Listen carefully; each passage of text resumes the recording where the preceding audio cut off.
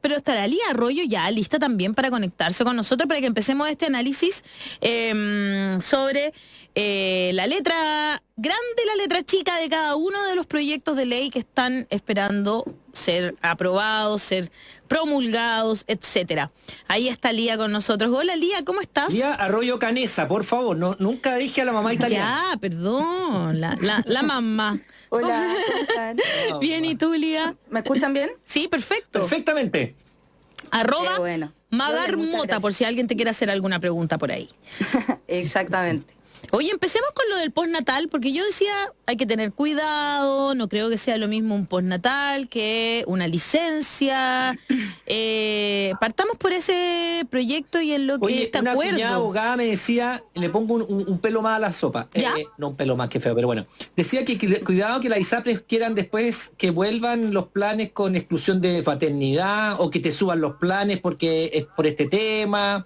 No sé, es una cosa como que habría que verlo. Por eso yo decía, por ahí hay que tener mucho cuidado con esto de que sea licencia y no sea, no sé, por COVID, porque no es licencia de postnatal, que así se llama, pre y postnatal, ¿no?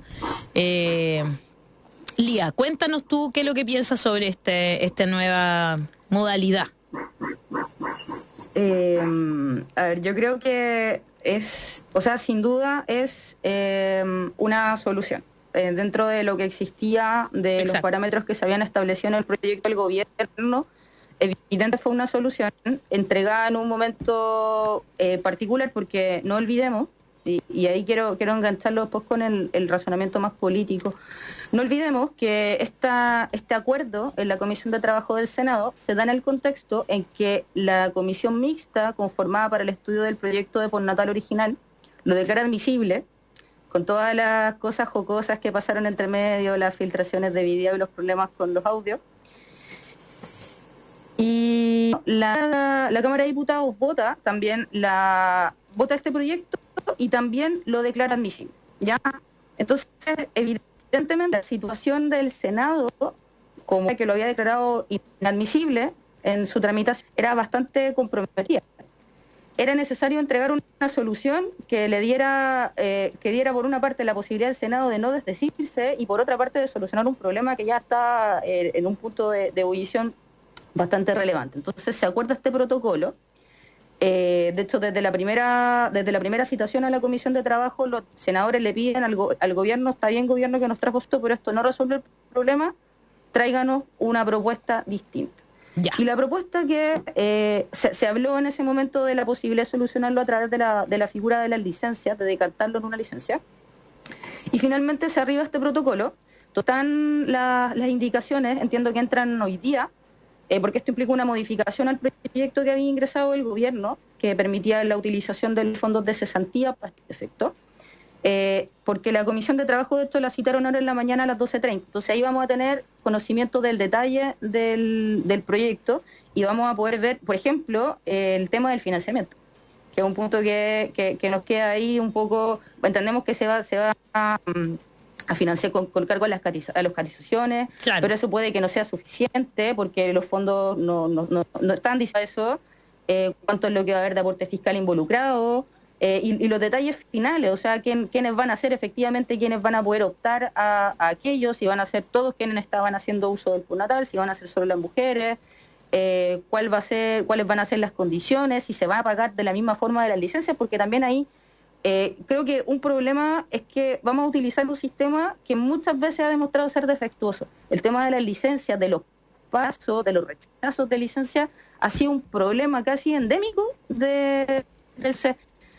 Todos esos puntos no quedan claros y evidentemente va a haber que revisarlos a la luz de la solución que da el gobierno y evidentemente qué es lo que va a pasar después, porque tenía razón Daniel, y estaba escuchando lo que hablaban antes también en razón de postnatal. ¿Cuáles son las consecuencias de esto? Por ejemplo, va a pasar que van a volver a subir los planes, porque las ISAPRES no están de acuerdo con esto, parecen estar de acuerdo. ¿Cuál es la razón de eso? Exacto. Y son muchas preguntas que quedan abiertas que recién las vamos a poder empezar a responder hoy cuando ingresen las indicaciones. De hecho, quienes hayan excedido el plazo de esos 3 meses a los que el gobierno hace alusión, van a tener que volver a trabajar. ¿Y qué pasa con esas madres y padres que, porque entiendo que los padres sí están incluidos, al menos aquellos que se estaban tomando el postnatal, pero qué va a pasar con esas madres y padres que ya pasaron esos 3 meses y que no tienen salas cunas y jardines infantiles disponibles hoy para dejar a sus hijos? O sea, también es eso, porque en realidad como que no te entregan una solución completa a la demanda de la ciudadanía, yo creo. O sea, como que ahí nos queda mucha letra chica todavía por revisar. Como siento que sí hay un triunfo porque no se le puso un veto, sino que se trató de llegar a un acuerdo. Hay un triunfo ahí claramente de la opinión pública que está pendiente, ¿no es cierto?, y que exige una solución a esto por el bien y el beneficio primero de los niños y niñas, ¿no es cierto?, que lo merecen, ¿no es verdad? Este fin de semana se ha hablado también de lo que pasa en Calama, se ha hablado de algunas cosas que le vienen a los niños después, y en Chile entiendo que también ha sucedido, como un síndrome que les queda si han tenido COVID. Es súper fuerte, o sea, eso de que al principio se pensaba que el COVID-19 solo afectaba a las personas de la tercera edad o personas inmunodeprimidas, digamos. Al parecer eso no es tan real. Hay mucha gente joven, casi como que era como que los jóvenes, no se preocupen, usted adulto joven, no se preocupe, no le va a pasar nada. Eso ha sido bastante desmentido este último tiempo. Entonces, se entiende la preocupación de madres y padres porque tampoco tienen una solución tan clara. Ahora, yo también creo que sí es una solución de momento para algunos, sí, pero lamentablemente sigue siendo para algunos y algunas, ¿no? Eso me preocupa en realidad. Claro, o sea, es que es el problema, utilizar en el fondo sucedáneos a problemas que son yo creo, y ahí en la discusión del punto de si era admisible o no era admisible el proyecto, esto sin duda, al menos en términos genéricos, es un problema de seguridad social. Y el problema que vemos es que tenemos un sistema de seguridad social que de seguridad no ofrece nada, en general. Entonces hay que estar empezando a echar mano a sucedáneos. Finalmente, esto se trata de ir echando mano a bolsas, le echamos mano al seguro de cesantía, le echamos mano a las cotizaciones que hay dentro de las aseguradas de salud pública o privada, en vez de, o como sucedáneo a la extensión de un sistema de seguridad social, que en el fondo lo que busca es que las personas ante contingencias como esta tengan ciertas protecciones o ciertos elementos para poder seguir de manera relativamente normal con sus vidas, en condiciones de dignidad. Como no tenemos un sistema que ofrezca esto, y nos encontramos con esta contingencia que lo que hace en definitiva es derribar este sucedáneo de seguridad social que siempre tuvimos, hay que empezar a buscar estas soluciones que, claro, en el escenario en que estábamos, que era básicamente, primero, que tenían que volver los madres y padres, ahora, y segundo, que tenían que echar mano, claro, soluciona los problemas, pero también crea relevante que va a ser necesario tener más adelante. ¿Sabes qué? Creo que la expresión que usa Lía Arroyo Canessa es muy sintomática, muy demostrativa de lo que es este gobierno sucedáneo. Sí. El café que no es café. Exacto. Es que sí es cierto. Sí, o sea, estamos hablando de que mucho. En vez de ver las cosas como tienen que ser, como por ejemplo lo que habría sido más lógico, era hacer una cuarentena general o hacer una trazabilidad rápida, legal, no, se hizo a través de cuarentenas sectoriales, no lo hicimos bien. En el plano de económico tampoco se apoyó a la población, entonces tuvieron que hacer, mira, los 65.000 pesos, el bono COVID, las cajitas y ahora este otro sistema.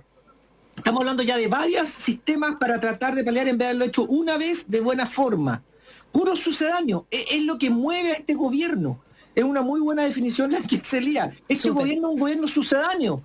Está siempre tapando o está siempre como cambiando una cosa por otra, tratando de hacernos ver qué es. No es café, es poroto, ¿me entendí? Con lo que me gustan los porotos, pero estamos hablando de que es para todo usa esto sucedáneo. Y yo encuentro que esa palabra, mira, paténtala para esto, Lío, porque la chuntaste media nueva. Es verdad. Oye, después vamos a ver, este proyecto, o sea, ¿esto ya está aprobado o tiene que aprobarse ahora por el Congreso, verdad? Ni siquiera ha sido presentado. Claro, ni siquiera ha sido presentado. No, porque Está presentado, bueno, lo que tenemos, y creo que esto también es como una especie de la teleserie de las admisibilidades, y nos demuestra también por qué es importante que no se cercenen esos elementos dentro de la discusión legislativa, porque todavía el proyecto original de postnatal está todavía vigente. O sea, tiene que votarlo el Senado, claro, y pronunciarse sobre la admisibilidad, ¿ya? Lo más probable es que en este orden de ideas y habiendo arribado un acuerdo, o ese proyecto se va a archivar, ahí probablemente se va a buscar el acomodo político para que sea lo menos lesivo comunicacionalmente la forma en que ese proyecto termina archivándose. Okay. Y por otra parte, tenemos caminando el proyecto de protección que ingresó el gobierno, que lo ingresó la semana pasada o la semana antepasada, fines de la semana antepasada, que se discutió en la Comisión de Trabajo del Senado en primer trámite. Ya ese proyecto hay que agregarle indicaciones. Se va a modificar su título primero, para incorporar estas nuevas modificaciones que permiten la utilización de las licencias médicas, una licencia médica preventiva, claro, COVID-19, para, en el fondo, permitir que padres y madres puedan mantenerse en casa con sus hijos por estos 3 meses. Y entiendo que la fecha, por lo menos en el protocolo de acuerdo, lo que se señaló es que la fecha es a contar de quienes hayan visto terminado su postnatal parental hasta el 18 de marzo. De ahí en adelante, quienes hayan terminado el postnatal en esa fecha van a poder optar a este beneficio, pero está en primer trámite, tiene que discutirse en la comisión en el Senado, tiene que ir luego a la Comisión de Hacienda, luego ir a la sala y después ir a la Cámara de Diputados. En la medida que haya acuerdo, que las indicaciones no tengan tanta letra chica y no haya... Debería ser rápido. Debería salir esta semana. Perfecto. Debería salir esta semana. Ahí está con lo del postnatal, pero ahora vamos al proyecto que flexibiliza el pago de aranceles y derechos de matrícula en la educación superior. ¿Esto también aparece en la ayuda a la clase media? ¿Es lo mismo que aparece ahí o es otra cosa de lo que estamos hablando, Elías? Es que hay dos cosas en ese sentido en relación con los aranceles de educación superior o en esa línea.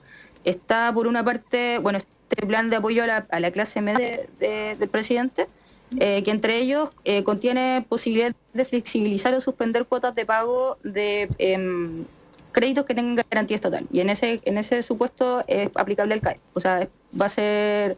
Porque había un proyecto de suspensión de las cuotas del CAE, ajá, que también estaba en la discusión de la admisibilidad. Entiendo que no ha entrado un proyecto formalmente en ese sentido por mensaje, pero entiendo que dentro del anuncio de prensa, al menos donde se establecieron los puntos centrales de este plan, ese era uno de los elementos.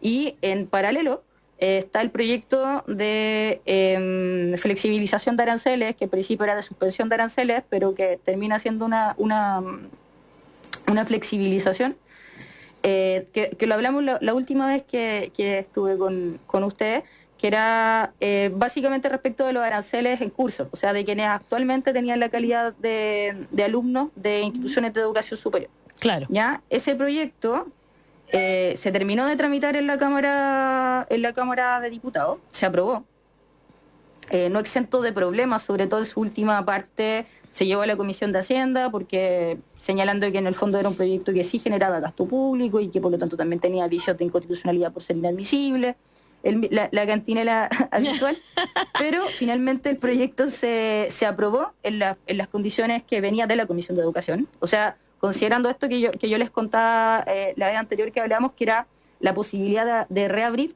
un periodo de postulación especial para postular a beneficios estudiantiles, para alumnos que en febrero o marzo, la fecha de postulación regular a beneficios estudiantiles, no tenían una condición de vulnerabilidad, claro, pero que la puedan tener de manera transitoria o permanente ahora, en el fondo diseñar un sistema que le permita a ese alumno no tener que seguir desembolsando las sumas que implica el gasto educacional y a la vez a las universidades poder mantener un flujo de ingresos. Claro, un poco proteger a las universidades también, ¿no? Porque al final igual vaya a tener que pagar después, ¿o no? ¿O estoy loca? Claro. Porque es un crédito, no, claro, o sea, claro, sí, con aval del Estado sí, y todo, pero sí, crédito sí, al fin. Sí. Perdón. Dale, hola, Mauricio. Lidia, ¿cómo te va?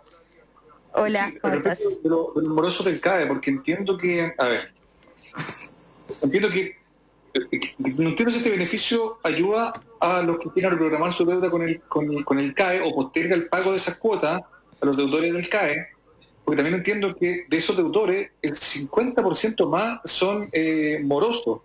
Entonces no sé si es un beneficio que finalmente lo involucra a ellos también.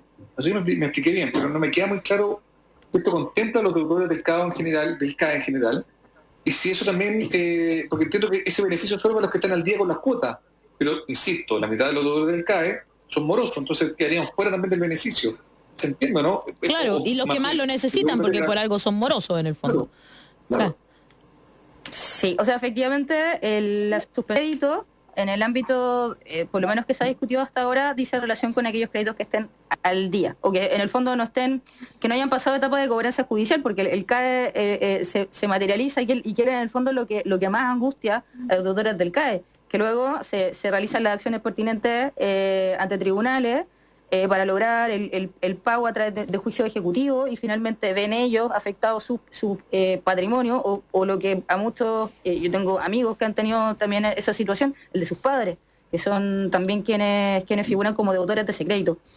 Eso correría por otro carril. De hecho, hay otros proyectos, creo en más de uno, porque está ahí un poco en el fragor de la discusión parlamentaria, donde se van tratando de solucionar muchos problemas, a lo mejor a veces de manera un poco torpe, un poco atropellada. Hay otros proyectos que dicen relación con la suspensión de determinadas etapas de los juicios ejecutivos, o con la suspensión de los remates, o con, en definitiva, que no se puedan iniciar durante el tiempo de la pandemia. Esa es otra solución. Respecto de, yo entiendo por lo menos del mérito del documento que conocemos, porque todavía tampoco hay un proyecto o algo más concreto. Entiendo que solo se aplicaría respecto de quienes estén al día o estén con retraso, demora de, me imagino, no más de 3 meses, pero quienes ya hayan superado esa mora y estén en procesos de cobro judicial, es otra historia. Eso básicamente es otro capítulo al que no se podría llegar por la vía de una suspensión del O sea, para entenderlo, porque de hecho ayer también me llamó la atención que el ministro Briones fue particularmente enfático en explicar por qué el gobierno no estaba de acuerdo con un eventual perdonazo a los deudores del CAE. No sé si ustedes lo vieron, pero su frase exacta fue esta. Dijo: yo pregunto, ¿es ético que sacrifiquemos miles de millones de dólares para asistir a un grupo que con todo tuvo la suerte de cursar la universidad, tuvo el privilegio de cursar la educación superior, y eso se va a traducir en generar mayores posibilidades laborales y mayores ingresos? Bueno, es bien optimista el ministro, en realidad, porque uno podría pensar qué tipo de educación recibieron y si era justo endeudarse de esa manera para poder, comillas, acceder al gran privilegio de estudiar en la educación superior. Pero, en fin, solo para despejar la duda, porque me queda dando vuelta el tema acá, entiendo que no está contemplado un perdonazo, pero insisto, me queda también la duda respecto de los morosos del CAE, los que no podrían optar a una reprogramación de su deuda, porque están morosos, están fuera del trato de pago, ¿no? Entonces, ahí, Lía, por lo menos a mí me parece que hay un terreno medio como, no del todo claro, ¿no? No, por supuesto. O sea, esperemos que esa situación se consiga. Ahora, yo tiendo a pensar que es complejo porque son juicios que, por ejemplo, a quienes ya fueron demandados, son juicios que ya están iniciados. O sea, es tremendamente complejo que una disposición relacionada con el ámbito que dice relación con la cobranza que puedan realizar los bancos propiamente tales, la cobranza extrajudicial, llegue a incidir en ese plano. Porque muchos de estos créditos han sido cedidos a otras entidades, es todo un sistema muy complejo. Probablemente muchos de esos créditos, los que ya están judicializados, ya no le pertenecen al banco. Por lo tanto, una disposición que regule ese plano, el plano, por así decirlo, más administrativo de la deuda, no podría llegar a regular el plano judicializado de la deuda. Tendría que ser una norma distinta, en otras condiciones, en normas ya de aplicación general a juicios ejecutivos existentes, porque también sería súper complejo y sería problemático que dijéramos, bueno, se van a suspender los cobros judiciales del CAE y no suspendiéramos otros cobros judiciales de mucha gente que también está muy complicada. Gente con su porque le van a rematar las casas. Eso, con las casas. Claro. Lo que pasa Se ha es visto que mucho, nos han escrito, nos han escrito naturaleza. mucho con eso. no son de la misma naturaleza, por Lía. Yo No creo son que de la misma naturaleza, pero sí a lo porque que apunta Lía. la educación es un derecho Y la vivienda también. Y el ministro lo pone como un producto de consumo. Ese es el tema. O sea, ahí estamos viendo que la diferencia de mentalidad. Claro. O sea, lo que dice Mauricio, el ministro habló de que por qué esta gente que estudió que tiene que pagar, perdón, el estudio es un derecho, así lo concebimos nosotros algunos por lo menos, y él lo presenta como un producto de consumo que hay que pagar porque lo consumiste.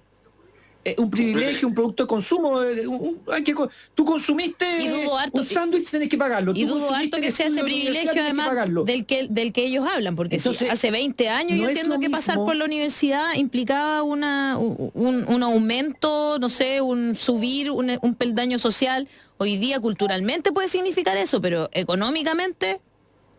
La verdad pero es que además, no es seguro.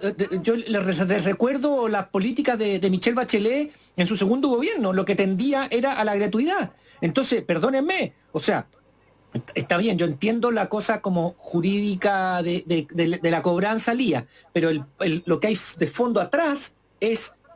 Yo me inclino por la postura de Michelle Bachelet. Es un derecho al estudio, por lo tanto tiene que ser gratuito si se puede, y en Chile se podía porque se hizo la ley, y hay plata, y se ha ido avanzando, y se supone que vamos a llegar a un 100%, versus un producto de consumo que yo no quiero, que tienen que pagarlo porque lo consumiste. ¿Me explico? No es lo mismo... No, sin duda. Sí, sin duda, pero yo no lo digo así como porque no deberíamos hacerlo. De hecho, yo lo que creo es que, y muchos colegas me pueden decir que está ahí loca, pero yo creo que debería, porque claro, la estabilidad del sistema de pago y todo eso, que sí es cierto, pero yo soy de la idea que en un periodo como este, por ejemplo, no debería permitirse que la gente sea lanzada de sus viviendas. Deberían embargar los bienes de las personas en términos generales. Entonces, a eso me refiero. Creo que si vamos a dar una solución al CAE, también deberíamos pensar en darle una solución a la gente que tiene deudas por crédito hipotecario, a la gente que se endeudó, no sé, en Chile actualmente la gente se endeuda para comer. Entonces, a mí me parece que no lo digo como no tiene la entidad suficiente, sino que creo que deberíamos establecer una solución como se ha hecho en otros países, y tampoco estoy inventando la pólvora. En Argentina, por ejemplo, que bueno, a veces algunos dicen no es mal ejemplo, pero en Europa, en Alemania, hubo muchos casos en que se suspendieron, por lo menos que durante este tiempo de pandemia se desarrollaran ese tipo de medidas que agreden de manera más potente el patrimonio de las personas durante esta época, que no se realizaran embargos, que no se realizara el lanzamiento. Yo creo que eso deberíamos hacer en términos genérico, y después ver cómo solucionamos, cómo reactivamos las cadenas de pago, cuál es el tratamiento que le damos, pero por ahora evitar que la gente se vea más afectada en esas circunstancias. Y ahí, como les decía, hay proyectos que tratan de abordar el problema, pero que van avanzando ahí de manera muy con muchos problemas. Se quedan muy en el camino y con mucha piedra en el entremedio. Joana Vega dice, si te mueres es caro. Para morirse hay que tener plata también, dice Miriam Quesada. Falta que nos cobren el aire que respiramos, Carmen Espinosa. Bellaira Pérez dice, viéndolo por YouTube, David Andrés dice, ese es el tema, la educación es un privilegio. Y hasta ahí nomás, porque de calidad ni hablar. También... esto se está transformando. No, es que dicen que le pongan que te escuchen, Lía, dice Vicente Mardones, por lo que está pasando. Justamente dicen como que en el fondo te escuchen porque estás explicando muy bien cuáles son los próximos proyectos. Jimena Gallardo dice, hagan algo real con el CAE, por favor. Si piden 700 lucas y te cobran 1.200.000 y fue para estudiar. Constanza Alfaro dice, ¿por qué no obligan a reducir los aranceles un 20% por lo menos? Yo pago 260.000. Y yo ando por ahí un poquito más incluso, pago. Dorita Leal, nada es gratis, los pobres pagamos hasta lo que pisamos. Dice después, así la gente aparecen repartiendo cajas y comidas hoy que son buenos y la gente olvida pronto, desgraciadamente. No olvidar que ellos son los mismos que te botan la comida en las ollas comunes, o sea, da rabia, no entienden, no se informan, viven el momento, como que habla de otras personas. Y Lorena Esther Ábalos dice, mi hija endeudada en 24 millones por CAE. Yo pagaba mensual 250.000 por 10 años. O sea, una carrera es el valor de una casa en Chile. Algunos de los comentarios de nuestro público. Habría que preguntarle al ministro Briones si realmente considera que estuviera una carrera y que era endeudado por 24 millones de pesos es un privilegio. Exacto. ¿Qué privilegio hay ahí? O sea, sin duda lo que decía Alejandra y lo que dice Mauricio, quizás hace 20 años atrás en Chile efectivamente se cumplía la promesa de movilidad social envuelta dentro del acceso a la educación superior. Era, además de la preparación académica, venía una promesa que te hacía la sociedad de que luego de pasar por la universidad ibas a mejorar la situación económica tuya y la de tu familia. Claro. Eso era lo que nos vendió el sistema. Y finalmente lo que compró en esta lógica que viene apunta Daniel, de la lógica de consumo en la que se transformó la educación. Se compró esa promesa, se vendió esa promesa, pero de una forma completamente desregulada, y actualmente no podemos decir que tener una carrera universitaria sea efectivamente un factor determinante de movilidad social. O sea, para nada, dentro de las mismas carreras se generan distorsiones. La gente que no puede terminar por distintas razones y tiene que seguir pagando esos créditos sin haber obtenido el título profesional y tremendamente endeudada. Entonces, evidentemente, el ministro se quedó, creo que hablando en un contexto que no es el actual, que no es... Y yo creo que eso es lo que le da rabia a mucha gente. O sea, si uno ve la solución clase media, que en definitiva quizás a quienes apunta este tema, yo me imagino que en esas personas él cree que habla cuando habla de privilegio, la solución clase media que te están dando es, bueno, seguir endeudándote, no afectar... no suspender, por ejemplo, de manera radical algunos pagos respecto a algunas empresas, porque es necesario mantener las empresas y a usted lo mantenemos básicamente conectado también a un respirador artificial que es la deuda, y le permitimos seguir avanzando, seguir sobreviviendo en este sistema, pero después la gente lo tiene que pagar, y si no se toman buenas decisiones en este contexto, la recuperación económica va a ser tremendamente dura y va a ser tremendamente compleja, con una cesantía absolutamente disparada, con una situación que por lo menos, a mi generación por lo menos, todavía no le ha tocado vivir, es una cosa que no la podemos medir. Claro. Entonces, ojo también con esas soluciones que implican en el fondo seguir aumentando la deuda. Ayer leía datos que dicen que el porcentaje de deuda de los hogares chilenos llega casi al 76% de los ingresos mensuales. O sea, el 76% de los ingresos se va en deuda. Claro. A pagar deuda. Eso es lo grave cuando la gente empieza a usar la tarjeta de crédito porque no tiene otra posibilidad para cosas que son básicas como la comida, el arriendo, el dividendo, lo que sea. Realmente es muy compleja la situación que estamos viviendo, y las soluciones parecen ser solo endeudarse más, y ahí es donde todos quedamos paralizados, ¿no? Patricio Berríos dice, es sabido que las deudas con los bancos son mercancías que se venden y suben su valor. Al final, el último comprador puede multiplicar por 5 o más sus beneficios. Lo dijo Piñera, la educación es un bien de consumo. Y Camilo Escobar dice... ¿Quién lo dijo? Si es el tema. Sí, pues. Lo digo por el caso de mis papás, que también estudiaron con crédito. Ahora es abusivo, ni siquiera son capaces de entregar información sobre el capital adeudado. Fui al Banco Estado y no hicieron nada. Y para terminar aquí con lo que dice una persona que nos escribe, y no sé si me deja decir su nombre, pero sí que nos escribe y dice, yo quise optar al seguro de cesantía del Banco Estado por el hipotecario, pero cuando me lo aprobaron dijeron que era un crédito blanco sin intereses, pero que debías empezar a pagar luego del 6º mes. O sea, si puedes después de 6 meses y no tienes pega, debes pagar más aún de lo que tenías que pagar antes. Les dije que no, eso fue en abril.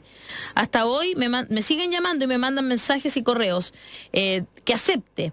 He dicho 10 veces mínimo que no quiero a las operadoras que me llaman. O sea, de verdad, si es tan poco beneficioso para los bancos esto, porque es cero, ¿por qué te insisten en que pagues? O sea, que lo tomes si es que no fuese beneficioso para ellos, ¿cachai? O sea, cuando es tan beneficioso para la banca, yo dudo y dudo y dudo. Voy a decir la verdad. Absolutamente.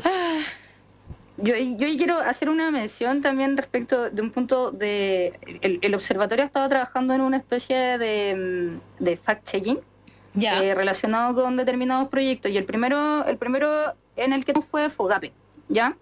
FOGAPE, que era una promesa, para las pymes, que les decía, no, mire, nosotros le vamos a dar 3 meses de sus ventas, 3 meses de venta, para que usted pueda seguir pagando sus sueldos, para que usted pueda eventualmente pagar las prestaciones si es que suspendió los contratos, y pueda mantener su negocio, y pueda funcionar, ¿ya?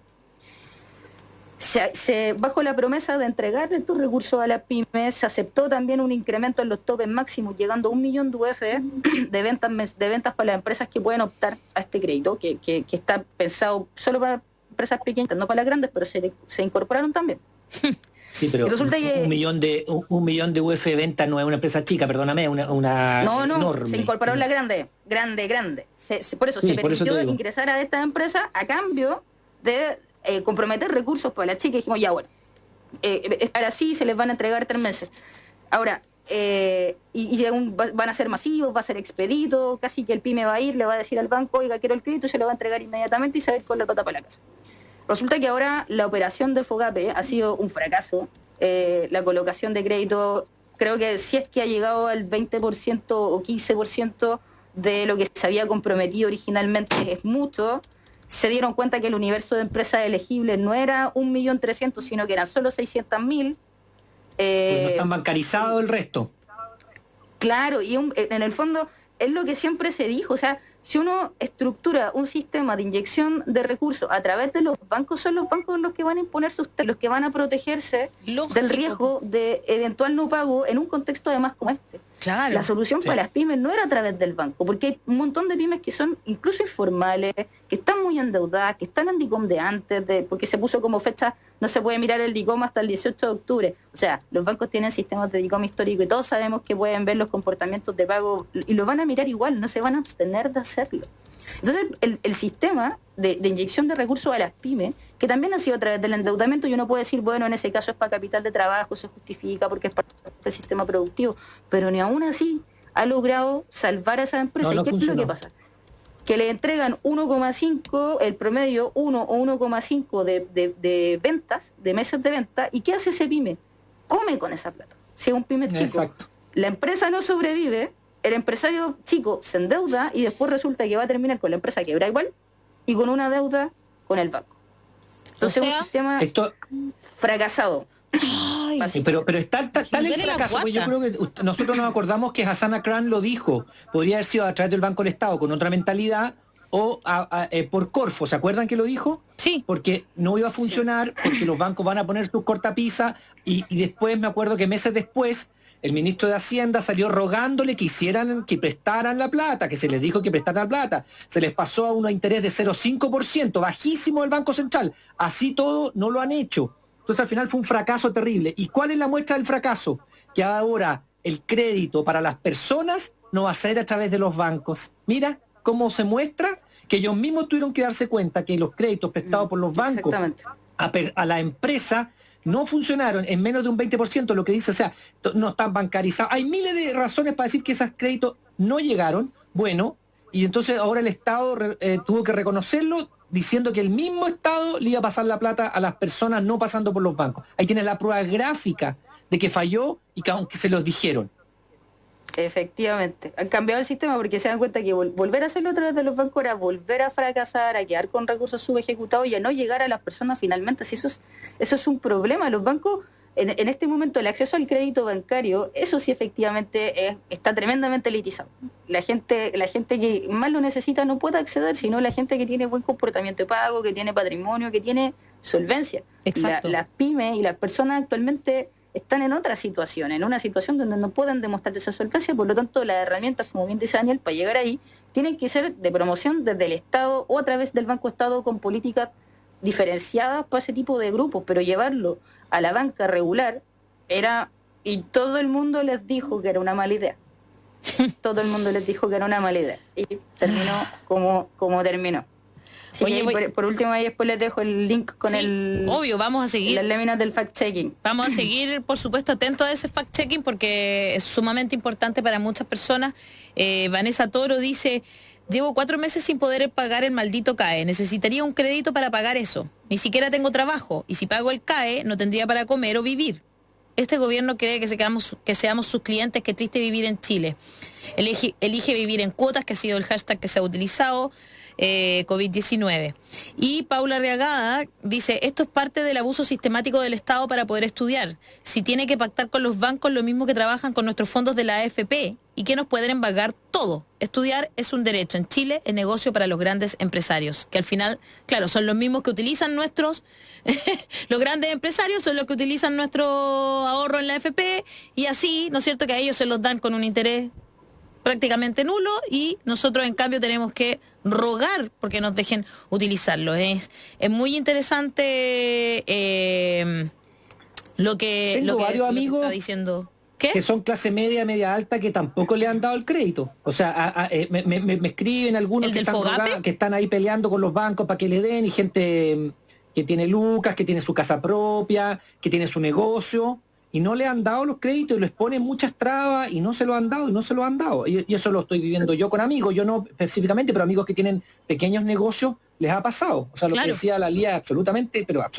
cierto. Absolutamente, sí, han salido a decirlo en muchas oportunidades, así que esperamos, Lía, que nos mandes el link para que podamos estar viendo esto del equipo fiscalizador del Instituto Igualdad, sobre las medidas de apoyo a las pymes, porque es uno de los temas más importantes para que la economía pueda realmente reactivarse en algún momento. Las pymes son de las que entregan más trabajo, son de las que hacen que se mueva la economía finalmente, ¿no es cierto? Así que vamos a estar muy, pero muy atentos a eso. Un abrazo, Lía Arroyo, de el Instituto de Igualdad, Observatorio Legislativo. Muchas gracias a FES Chile también por este espacio. Un abrazo. Que estén muy bien, Lía. Muchas gracias a ustedes. Que estén muy bien. Lía. Nos vemos.